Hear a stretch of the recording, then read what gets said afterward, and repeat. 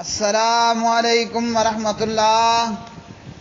میرے پیارے بھائیوں اور میری معززات ماؤں بہنوں اور بیٹیوں، بلوغ المرام کتاب الصلاۃ باب صلاۃ الجمعۃ، سبق نمبر ہے 97، سبق نمبر 97۔ بسم اللہ الرحمن الرحیم۔ عن زید بن ارقم رضی اللہ تعالی عنہ قال صلی النبی صلی اللہ علیہ وسلم العید ثم رخص فی الجمعۃ فقال من شاء ان یصلی فلیصلی، اخرجہ ابو داود والنسائی وغیرہما وصححہ ابن خزیمہ۔ حضرت زید بن ارقم رضی اللہ تعالی عنہ راوی ہیں، پیارے نبی علیہ الصلاۃ والسلام نے نماز عید پڑھائی اور جمعے کے بارے میں رخصت اجازت دے دی۔ فرمایا جو جمعہ پڑھنا چاہے پڑھ لے۔ میرے محترم بھائیوں، اس سبق اور اس حدیث سے ہمیں یہ معلوم ہوا کہ جب ایک ہی دن میں جمعہ اور عید آ جائے، یعنی جمعے والے دن میں عید آ جائے، بھلے وہ عید الفطر ہو یا عید الاضحیٰ، جب جمعے کے دن میں عید آ جائے تو اس صورت میں جس نے نماز عید ادا کر لی ہے، اب اس کے لیے نماز جمعہ ادا کرنا ضروری نہیں۔ اگر جمعہ پڑھے تو درست، اگر نہیں پڑھے گا تو پھر ظہر ہی کی 4 رکعتیں پڑھے گا۔ اور اسی طرح ابو داود کی ایک اور روایت میں حضرت ابو ہریرہ رضی اللہ تعالی عنہ راوی ہیں کہ پیارے نبی علیہ الصلاۃ والسلام نے اس دن جب 2 عیدوں کا اجتماع ہو گیا، یعنی جمعہ اور عید الفطر میں سے یا عید الفطر یا عید الاضحیٰ، تو نبی علیہ الصلاۃ والسلام نے عید کی نماز پڑھائی اور فرمایا کہ جو چاہے تو اس کو کافی سمجھ لے اور جمعہ چھوڑنے کی رخصت ہے، البتہ ہم جمعہ ضرور ادا کریں گے۔ ابو داود 1073۔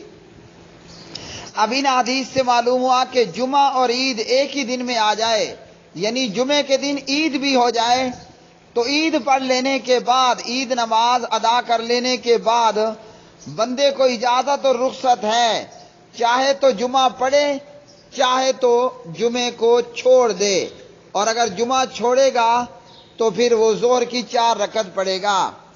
اگلی حدیث عن ابی ہریرہ رضی اللہ تعالی عنہ قال قال رسول اللہ صلی اللہ علیہ وسلم اذا صلی احدکم الجمعۃ فلیصلی بعدها 4، رواہ مسلم۔ ابو ہریرہ رضی اللہ عنہ راوی، پیارے نبی علیہ الصلاۃ والسلام نے فرمایا جب تم میں سے کوئی جمعہ پڑھے تو اس کے بعد چاہیے کہ وہ 4 رکعت پڑھے۔ اس حدیث سے یہ معلوم ہوا کہ جمعے کے بعد 4 رکعت پڑھنی چاہیے۔ جمعہ نماز امام کے ساتھ 2 رکعت ادا کرنے کے بعد اگر کوئی شخص مزید رکعتیں پڑھنا چاہتا ہے تو پیارے نبی فرماتے ہیں کہ وہ 4 پڑھے۔ امام شافعی اور امام احمد اور اکثر علماء کا یہی قول ہے۔ اب یہ پڑھنی کیسے ہیں؟ تو 2 رکعت کر کے پڑھ لے بھی درست، 4 اکٹھی پڑھ لے تب بھی درست ہے۔ اور صحیح بخاری ہی کی ایک اور روایت میں 737 نبی علیہ الصلاۃ والسلام نے جمعے کے بعد 2 رکعتیں پڑھی۔ امام شیخ الاسلام امام ابن تیمیہ رحمہ اللہ نے کہا اگر جمعے کے بعد گھر میں پڑھے تو 2 رکعتیں ادا کرے، اور اگر مسجد میں ادا کرنا چاہے تو 4 رکعت ادا کرے۔ عبداللہ بن عمر رضی اللہ تعالی عنہما بھی یوں ہی کیا کرتے تھے۔ تو اس حدیث سے ہمیں یہ معلوم ہوا جمعے کے بعد جو مزید نماز پڑھنا چاہتا ہے وہ 4 پڑھے، اور اگر گھر نہیں پڑھتا تو اگر وہ مسجد میں 4 رکعت نہیں پڑھتا، گھر چلا جاتا ہے تو پھر گھر میں جا کر 2 رکعت پڑھے۔ اسی طرح دیوبندی اور بریلوی جمعے کے بعد 4 رکعت ظہر کی بھی احتیاطاً پڑھتے ہیں، تو یہ طریقہ نبی علیہ الصلوۃ والسلام سے ثابت نہیں ہے۔ اگلی حدیث، عن صائب ابن یزید ان معاویہ رضی اللہ تعالی عنہ قال ان معاویہ رضی اللہ تعالی عنہ قال له اذا صلیت الجمعۃ فلا تصلها بصلاۃ حتى تتكلم او تخرج فإن رسول الله صلی اللہ علیہ وسلم امرنا بذلك فإن رسول الله صلی اللہ علیہ وسلم امرنا بذلك الا نوصل صلاة بصلاة حتى نتكلم او نخرج۔ صائب بن یزید راوی ہیں، فرماتے ہیں کہ حضرت معاویہ رضی اللہ تعالی عنہ نے کہا جب تم نماز جمعہ پڑھو تو پھر دوسری کوئی نماز اس کے ساتھ نہ ملاؤ حتیٰ کہ تم کسی سے کوئی بات کر لو یا وہاں سے نکل جاؤ، کیونکہ رسول اللہ صلی اللہ علیہ وسلم نے ہمیں اس طرح حکم دیا تھا کہ ہم کسی نماز کے ساتھ دوسری نماز نہ ملائیں حتیٰ کہ کوئی بات کر لیں یا وہاں سے نکل جائیں۔ پیارے بھائیو، اس حدیث سے معلوم ہوا جمعہ ادا کر لینے کے بعد اسی جگہ فوراً کھڑے ہو کر سنت نہیں پڑھنی چاہیے، اور یہ حکم صرف جمعے کے ساتھ مخصوص نہیں بلکہ ہر نماز کے نفل اور فرض میں یہ فرق بذریعہ انتقال جگہ یا بذریعہ گفتگو کر لینا چاہیے تاکہ نفل کی فرض سے مشابہت نہ ہو۔ نبی علیہ الصلوۃ والسلام نوافل اور سنتیں عام طور پر گھر پر ادا فرمایا کرتے تھے، اور بہتر بھی یہی ہے۔ نوافل اور فرائض ایک ہی جگہ نہ پڑھنے کی حکمت یہ بھی ہو سکتی ہے کہ مختلف جگہوں پر نماز پڑھنا نامہ اعمال میں درج ہو جائے اور اجر و ثواب بھی زیادہ ملے۔ اگلی حدیث، عن ابی ہریرہ رضی اللہ تعالی عنہ قال قال رسول اللہ صلی اللہ علیہ وسلم من اغتسل ثم اتى الجمعة فصلى ما قدر له ثم انصت حتى يفرغ الامام من خطبته ثم يصلي معه غفر له ما بينه وبين الجمعة الأخرى وفضل 3 أيام رواہ مسلم۔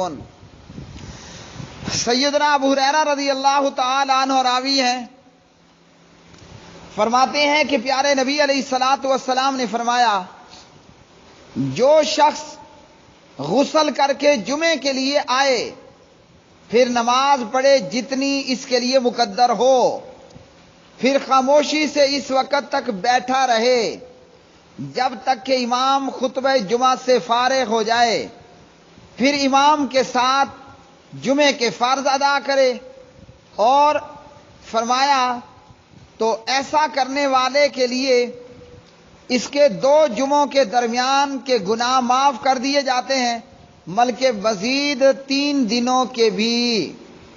تو پیارے نبی علیہ الصلوۃ والسلام کی اس حدیث میں نماز جمعہ کی بڑی ترغیب معلوم ہوئی۔ جو باقاعدہ اہتمام کر کے آئے، غسل کر کے آئے، خطیب کے آنے سے پہلے ذکر و اذکار اور عبادت میں مصروف رہے، امام خطبہ شروع کرے تو خاموشی سے خطبہ سنیں اور نماز جمعہ پڑھے تو ایک جمعے سے دوسرے جمعے تک اور مزید 3 دن کے گناہ معاف کر دیے جاتے ہیں۔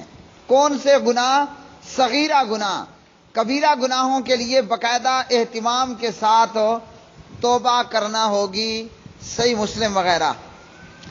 اگلی حدیث، عن ابی ہریرہ رضی اللہ تعالی عنہ ان رسول اللہ صلی اللہ علیہ وسلم ذکر یوم الجمعۃ فقال فیہ ساعۃ لا یوافقها عبد مسلم وهو قائم يصلي يسأل الله عز وجل شيئا إلا أعطاه إياه وأشار بيده يقللها متفق عليه وفي رواية لمسلم وهي ساعة خفيفة۔ حضرت ابو ہریرہ رضی اللہ عنہ راوی نبی علیہ الصلوۃ والسلام نے جمعے کے دن کا ذکر کیا اور فرمایا جمعے کے دن میں ایک ایسی گھڑی، ایک ایسا وقت ہے جو بندہ مسلم اس گھڑی وقت میں نماز پڑھتے ہوئے اللہ تعالیٰ سے کسی چیز کا سوال کرے، اللہ تعالیٰ بندہ مسلم کو وہ چیز ضرور عنایت کرتا ہے۔ اور آپ نے اپنے ہاتھ سے اشارہ کیا کہ یہ وقت بہت تھوڑا سا ہے۔ اور مسلم کی ایک روایت میں ہے کہ وہ وقت خفیف سا ہوتا ہے۔ اس حدیث سے یہ معلوم ہوا کہ جمعے کے دن ایک مخصوص وقت ایسا بھی ہے جس میں بندے کی ہر دعا قبول ہوتی ہے۔ ہاں، دعا کوئی بری دعا نہ ہو، قطع رحمی پر نہ ہو، گناہ پر مبنی نہ ہو، دعا شرف قبولیت سے ہمکنار ہوتی ہے۔ اب نبی علیہ السلام نے اس وقت کا تعین نہیں فرمایا۔ جمعے کے دن کے اس گھڑی کو، اس وقت کو شب قدر کی طرح پوشیدہ رکھا گیا تاکہ لوگ اسے تلاش کرنے میں زیادہ سے زیادہ وقت کو قیمتی بنائیں اور شوق اور جستجو ہو اور نیکیوں کے اندر اضافہ ہو۔ اگلی حدیث عن ابی بردہ رضی اللہ تعالی عنہ عن ابیہ قال سمعت رسول اللہ صلی اللہ علیہ وسلم یقول ہی ما بین ان یجلس الامام الى ان تقضى الصلاة رواہ مسلم ورجح الدارقطنی انہ من قول ابی بردہ وفی حدیث عبداللہ بن سلام رضی اللہ تعالی عنہ عند ابن ماجہ وجابر عند ابی داود والنسائی انہا ما بین صلاة العصر الى غروب الشمس وقد اختلف فیہا علی اکثر من 40 قولا املیتها فی شرح البخاری۔ حضرت ابو بردہ رضی اللہ تعالی عنہ راوی ہیں۔ اپنے باپ ابو بردہ اپنے والد ابو موسیٰ اشعری رضی اللہ عنہ سے روایت کرتے ہیں۔ ابو بردہ رحمہ اللہ کے والد جناب ابو موسیٰ اشعری رضی اللہ عنہ نے بیان کیا، ابو موسیٰ اشعری رضی اللہ عنہ بیان کرتے ہیں کہ میں نے رسول اللہ صلی اللہ علیہ وسلم کو یہ فرماتے سنا، جمعے کے دن کی وہ قبولیت دعا کی گھڑی، وہ گھڑی امام کے منبر پر بیٹھنے کے وقت سے لے کر اختتام جماعت تک کے دوران میں ہے۔ اسے مسلم نے روایت کیا اور دارقطنی نے اس بات کو ترجیح دی کہ یہ ابو بردہ کا قول ہے، اور عبداللہ بن سلام سے ابن ماجہ نے اور جابر سے ابو داود اور نسائی نے روایت کیا کہ وہ گھڑی نماز عصر سے غروب آفتاب تک کے درمیانی عرصے میں ہے۔ حافظ ابن حجر رحمہ اللہ فرماتے ہیں کہ اس گھڑی کی تعین میں کافی اختلاف ہے، حتیٰ کہ اس کے بارے میں 40 سے زیادہ قول ہیں۔ ابن حجر فرماتے ہیں ان سب کو میں نے فتح الباری شرح بخاری میں لکھ دیا ہے۔ تو اس گھڑی سے مراد جمعے کی وہ گھڑی جس میں دعائیں شرف قبولیت سے ہمکنار ہوتی ہیں۔ پیارے بھائیوں، آج کے سبق نمبر 97 سے ہمیں معلوم ہوا عید جمعے والے دن آ جائے تو جس نے عید پڑھ لی جمعے کے لیے رخصت ہے۔ معلوم ہوا کہ نماز جمعہ کے بعد جو مزید پڑھنا چاہتا ہے نماز وہ 4 رکعت پڑھے، اور جمعہ ہو یا جمعے کے علاوہ فرض اور سنت نفل کے بیچ میں یا تو بات کر لے یا پھر جگہ تبدیل کر لے، یہ مستحب اور افضل ہے۔ اور جمعے کے دن آتے ہوئے اہتمام کے ساتھ آئیں، غسل لگا کر کے خوشبو لگا کر، اور امام جب خطبہ دے خاموشی سے بیٹھ کر خطبہ سنیں۔ اور جمعے کے دن میں ایک ایسی گھڑی ہے جس میں دعا قبول ہوتی ہے، اب وہ وقت ہے کون سا تو اس میں اختلاف ہے۔ چاہیے یہ کہ جمعے کے دن میں بندہ جو ہے زیادہ سے زیادہ دعاؤں میں، اذکار میں اور عبادت الہی میں مشغول رہے۔ وآخر دعوانا ان الحمدللہ رب العالمین۔